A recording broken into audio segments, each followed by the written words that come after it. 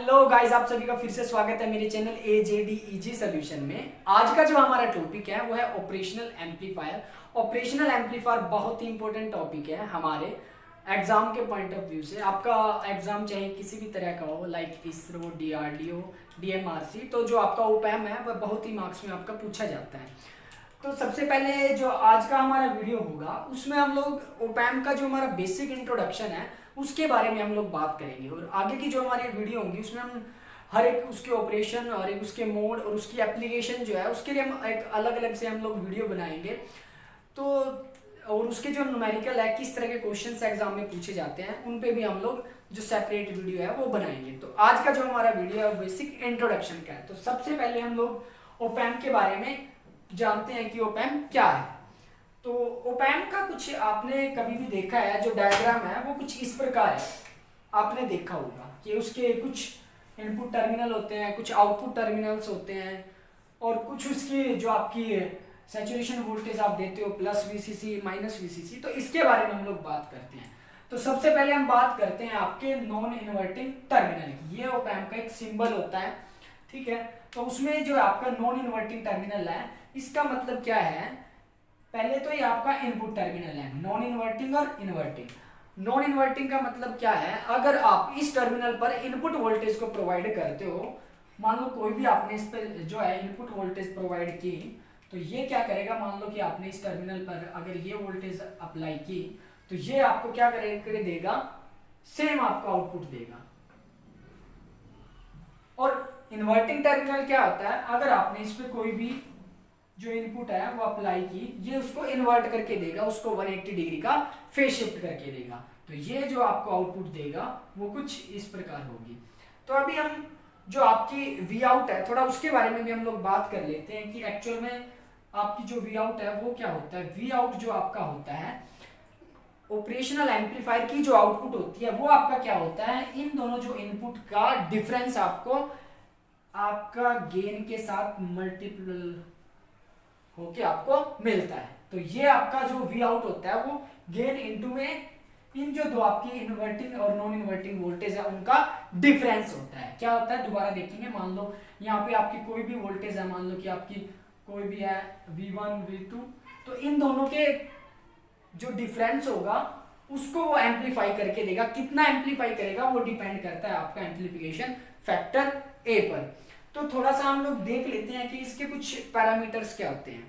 अभी अगर हम थोड़ा सा सर्किट डायग्राम की बात करें तो हम लोग देखते हैं कि जो आपका इनपुट है वो कुछ इस प्रकार से होता है। इनपुट का कोई डायरेक्ट लिंक नहीं है आपके आउटपुट के साथ। तो इनपुट का कोई डायरेक्ट लिंक आपका आउटपुट के साथ नहीं है, तो इसकी वजह से जो इसका इनपुट इंपीडेंस होता है बहुत ही हाई होता है। हम इसको इन्फिनिटी भी बोलते हैं, बट वो हम एक आइडियल केस में उसको कंसीडर करते हैं, बट प्रैक्टिकल केस में वो कभी भी आपका आइडियल या सॉरी इन्फिनिटी नहीं होता। अब प्रैक्टिकल की केस की हम लोग अलग से बात करेंगे। अभी हम थोड़ा सा और बात करते हैं। अगर इसका इनपुट इंपीडेंस हाई है तो इसका जो आउटपुट इंपीडेंस है वह बहुत ही लो होता है। तो इनपुट इंपीडेंस मतलब आ रहा है आपका इन्फिनिटी और R0 मतलब लो। अब उसके साथ साथ जो इसका गेन होता है, वोल्टेज गेन, वो भी आपका इन्फिनिटी होता है। ये इसके कुछ पैरामीटर्स हैं, इनके बारे में हम आगे कैसे आपका इन्फिनिटी होता है, पर्टिकुलर जो आपके टॉपिक्स आएंगे हम उनमें इनके बारे में ज़्यादा डिटेल में भी बात करेंगे। अभी के लिए बस आपका थोड़ा जानना जरूरी है। और उसके साथ साथ जो इसकी बैंडविड्थ होती है वो भी आपकी क्या होती है, इन्फिनिटी होती है। बैंडविड्थ जो होती है वो भी क्या होती है, इन्फिनिटी। तो अभी input impedance high, output impedance low, gain इसका इनफाइनाइट है और बैंडविड्थ इनफाइनाइट है। तो अभी जो ओवरऑल अगर हम इसकी बात करें कि ऑपरेशनल एम्पलीफायर को ऑपरेशनल एम्पलीफायर क्यों कहा जाता है, मान लो कि इसका इंपीडेंस जो गेन है वो बहुत ही हाई है, तो इस वजह से अगर आप कोई भी कम वैल्यू का सिग्नल भी देते हो तो इसका एम्पलीफिकेशन जो फैक्टर है वो बहुत ही हाई है। तो उसकी वजह से जो आपका छोटा सा भी सिग्नल है वो आपको बहुत ही हाई मिलेगा। इसके बारे में थोड़ा हम आगे बात भी करेंगे। उससे पहले हम थोड़ा सा इनके जो ऑपरेशन है, किस मोड में आपका काम करता है, थोड़ा उसके बारे में हम लोग जानते हैं। अ, तो इसके हमारे पास जो ऑपरेशन होते हैं वो 3 तरह के ऑपरेशन होते हैं। सबसे पहला ऑपरेशन जो आपका होता है वो होता है आपका single ended mode operation. Single ended mode operation का मतलब क्या है? देखो, मोड ऑफ ऑपरेशन डिपेंड करता है आपका कि आपने इनपुट में क्या दिया है। सिंगल मोड का मतलब क्या है कि आपने इसको मान लो कि सिंगल इनपुट प्रोवाइड की, मतलब आपने इसको क्या किया, सिंगल इनपुट प्रोवाइड की, इसलिए इसका नाम क्या है, सिंगल मोड या सिंगल एंडेड ऑपरेशन हम लोग इसको बोलेंगे। अब आपने यहाँ पे जो V1 आपने मान लो कि आपने आपकी जो है नॉन इन्वर्टिंग टर्मिनल पे आपने अप्लाई की। मैंने आपको बताया था कि जो आपकी आउटपुट होगी वो क्या होता है, आपका डिफरेंस होता है। किसका डिफरेंस? इन दोनों का डिफरेंस। अब देखो यहाँ पे तो आपका जो दूसरा टर्मिनल है उस पे आपका क्या है, ग्राउंड है, मतलब यहाँ पे तो आपका पोटेंशियल 0 है।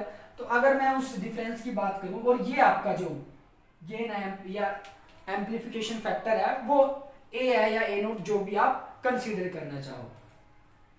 तो अगर मैं इसको देखूं, जो आपका डिफरेंस है यहाँ पे वो क्या है, V1 माइनस 0। तो यहाँ पे अभी अगर हम देखें तो जो आपका आउटपुट है वो आपका ये आता है VA_V1। तो अगर ये आपकी जो इनपुट है अगर वो इन्वर्टिंग टर्मिनल पे हम लोग दे दें तो आपका जो आउटपुट होगा वो कैसा होगा? अगर मैं इसको इन्वर्टिंग टर्मिनल पे दे दूं, इन्वर्टिंग टर्मिनल पे मान लो कि मैंने इनपुट को, सेम इनपुट को इन्वर्टिंग टर्मिनल पे मैंने दे दिया, तो अब क्या होगा? अब देखो आपका जो V1 है, मान लो कि ये तो आपका 0 हो गया। मान लो ये कुछ आपकी जो मैं बात करूं कि आपका जो सिग्नल है वो इस पे है, मान लो कि वो V2 है, दैट्स इट।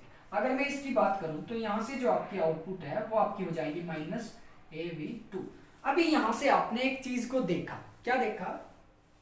मैंने यहाँ पे एक बात बोली थी आपको कि जो आपका नॉन इन्वर्टिंग टर्मिनल है अगर आप उस पर इनपुट प्रोवाइड करते हो तो आपको सेम आउटपुट मिलती है, लेकिन अगर आप इन्वर्टिंग टर्मिनल पे अप्लाई करते हो तो आपको अपोजिट 180 डिग्री का फेज शिफ्ट में शिफ्ट में आपको जो है आउटपुट मिलती है। यहां से वो चीज जो है आपकी प्रूव भी हो रही है। ये देखो आपका सिर्फ एम्पलीफाई होके, मान लो आपने ये सिग्नल दिया था तो एम्पलीफाई होके आपका एम्पलीफिकेशन फैक्टर से आपको ये मिल गया, बट फेज चेंज नहीं हुआ। यहाँ पे आपने देखा कि एक नेगेटिव का साइन आ गया, मतलब कि जो आपने इनपुट दी थी, मान लो कि आपने वो इनपुट ये दी थी, नेगेटिव का साइन होके एम्पलीफाई भी आपको मिला, लेकिन नेगेटिव का साइन मतलब क्या है, उसका फेज शिफ्ट हो गया है। कैसे नेगेटिव का? ये कुछ इस प्रकार से आपको मिलेगा। तो मतलब इसने क्या किया कि आपको इन्वर्ट करके दे दिया, और जब आपने इनपुट को इन्वर्टिंग टर्मिनल पे दिया। तो ये था आपका सिंगल एंडेड ऑपरेशन। अब डबल एंडेड ऑपरेशन की बात कर लेते हैं।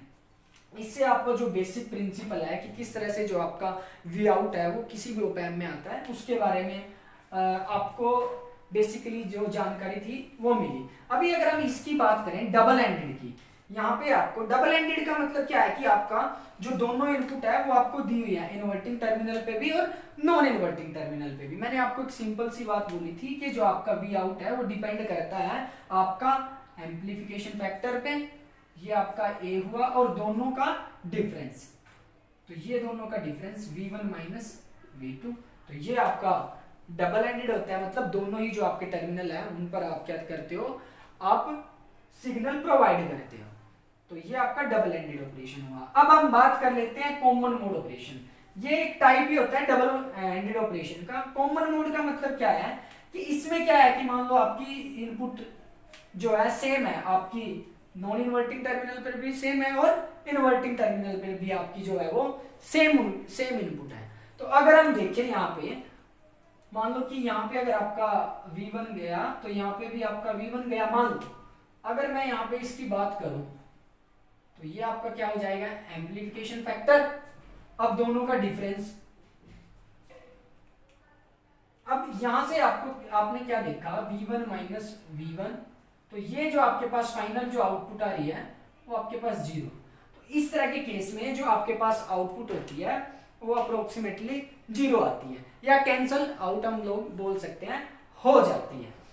तो ये तो बेसिकली आपके सिर्फ मोड थे, जो आगे हम लोग इसके बारे में डिटेल से बात करेंगे कैसे आपका ओपन लूप कॉन्फ़िगरेशन में जो है आपका ओप एम्प है वो काम करता है और क्लोज लूप में कैसे करता है, फीडबैक का क्या इफेक्ट होता है, उसके बारे में भी हम अलग अलग से हर एक टॉपिक में जो है डेप्थ में बात करेंगे और जो मैथमेटिकल एनालिसिस है उससे हम उसको प्रूव भी करेंगे। अभी हम बात कर लेते हैं कैरेक्टरिस्टिक्स की। अभी ये क्या कहती है, देखो आपने यहाँ पे एक बात देखी थी कि जो इसका गेन है वो बहुत ही हाई है, इनफाइनाइट हम उसको बोल रहे थे। अब इसका मतलब क्या है, मान लो ये जो आपने वीडी थी इसको एम्पलीफाई करके देता है आपका, इसी को एम्पलीफाई करते हैं हम लोग। मान लो ये आपका जो सिग्नल था वो 1 माइक्रो वोल्ट था मान लो, और जो आपका गेन है उस गेन की जो रेंज है वो 10⁵ टू लेके 10⁶ होती है। मान लो अगर आपने 1 माइक्रो वोल्ट का जो सिग्नल है वो आपको मिला है, अगर उसका एम्पलीफिकेशन फैक्टर या जो गेन है वो 10⁶ है, तो आपको यहाँ पे जो आउटपुट है वो कितने वोल्ट की मिलेगी, 1 वोल्ट की। अगर वो आपका 10 माइक्रो वोल्ट है तो उस टाइम पे जो आपको आउटपुट है वो क्या मिलेगी, 10 वोल्ट। अब हम लोग ये बोलते हैं कि डायरेक्ट 1 वोल्ट देंगे तो 10⁶ से मल्टीप्लाई होके तो हमें इतनी वोल्टेज मिलनी चाहिए, नहीं। ये क्या करता है, एक टाइम पीरियड के बाद एक लिमिट होती है, उसके बाद क्या होता है ये आपका सैचुरेट हो जाता है। उसके बाद अगर आप जैसे जैसे वीडी को बढ़ाते भी जाओगे या आपको वो अलग अलग वैल्यू देगा, उसके बाद ये आपको एम्पलीफाई करके देने वाला नहीं है। उसके बाद जो इसकी एक लिमिट होती है, उसके बाद क्या होता है जो आपका कर्व है वो सैचुरेट हो जाता है। मतलब कि इस जो ये लीनियर रीजन है, ये वाला रीजन है, इस रेंज में ही जो है आपका एम्पलीफिकेशन होगा। और उसकी एक जो हम वैल्यू है वो हम लोग सेट करते हैं, जो हमारी वीसेट जो हम यहाँ पे वोल्टेज यहाँ पे हम वीसेट जो हमारी वोल्टेज होती है उसके अकॉर्डिंगली हम इनको सेट करते हैं कि क्या हमारा जो वीडी है वो किस पोजीशन पे जाके हम लोग सैचुरेट कर पाएंगे। और इसके लिए भी हमारे कुछ लिमिटेशन होती है, ऐसे नहीं कि हम इसको अगर वीसेट को हम चाहें तो 50 वोल्ट सेट कर देंगे, उसके लिए भी आपके कुछ पैरामीटर्स होते हैं। तो ये जो आपका अभी जो हमने इस लेक्चर में किया एक बेसिक इंट्रोडक्शन था। नेक्स्ट वीडियो में हम थोड़ी एप्लीकेशन के बारे में, कुछ पैरामीटर होते हैं थोड़ा सा उनके बारे में करेंगे, और जो आगे की वीडियो है उसमें हम जो सिंगल हमारा टॉपिक होगा, इसकी एक एक जो एप्लीकेशन है उसके बारे में हम लोग बात करने वाले हैं। तो ओप एम्प को और अच्छे से समझने के लिए प्लीज़ मेरे चैनल को सब्सक्राइब करें, लाइक करें। तो आगे के लिए बने रहना, थैंक यू।